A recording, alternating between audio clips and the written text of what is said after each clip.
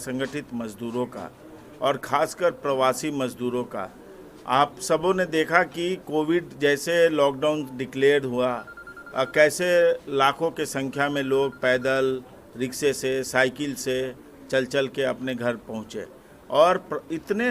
प्रवासी मजदूर इतने सारे अपने राज्य को छोड़ के दूसरे राज्यों में काम करने जाते हैं, मगर दुख का बात यह है कि उनको ना कोई सुरक्षा मिलता है, ना वो अपने मेहनत का कमाई किया हुआ पैसे को सुरक्षित रूप से घर भेज पाते हैं, और न ही यदि उनका कोई शोषण कर रहा हो, चाहे वो ठेकेदार हो, चाहे उनका मालिक हो, कोई शोषण कर रहा हो तो सरकार की ओर से कोई हस्तक्षेप होता है। तो हम सब ये मांग कर रहे हैं कि प्रवासी मजदूरों का रजिस्ट्रेशन हो, घर पे हो, और जहां वो काम करने जा रहे हैं वहां हो, उनके रोजगार को सुरक्षित किया जाए। उनको जो खासकर कम से कम पार्लियामेंट्री चुनाव में वो जहां भी है वहां उनको वोट देने का अधिकार हो, और यदि उनके साथ कोई दुर्घटना होता है तो उसका क्षतिपूर्ति सरकार जो है एक कानून के माध्यम से करे, ना कि घोषणा के माध्यम से करे। दूसरा, जो पथ विक्रेताएं हैं वो कानून 2014 में आया था, मगर अभी तक शहरों में वेंडिंग जोन ढंग से नहीं बने हैं, टाउन वेंडिंग कमिटीज़ में चुनाव नहीं होता है,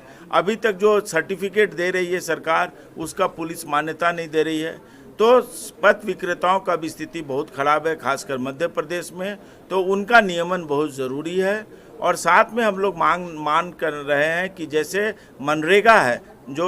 ग्रामीण क्षेत्र में रोजगार गारंटी करता है, उसी ढंग से शहरी क्षेत्र में शहरी रोजगार गारंटी योजना होना चाहिए, जिसमें कम से कम 100 दिन का रोजगार जो है वो शहरों में भी गारंटीड होना चाहिए। और साथ में जो राहुल गांधी जी ने 2019 में न्याय योजना का प्रस्ताव लाया था, जिससे कि हर असंगठित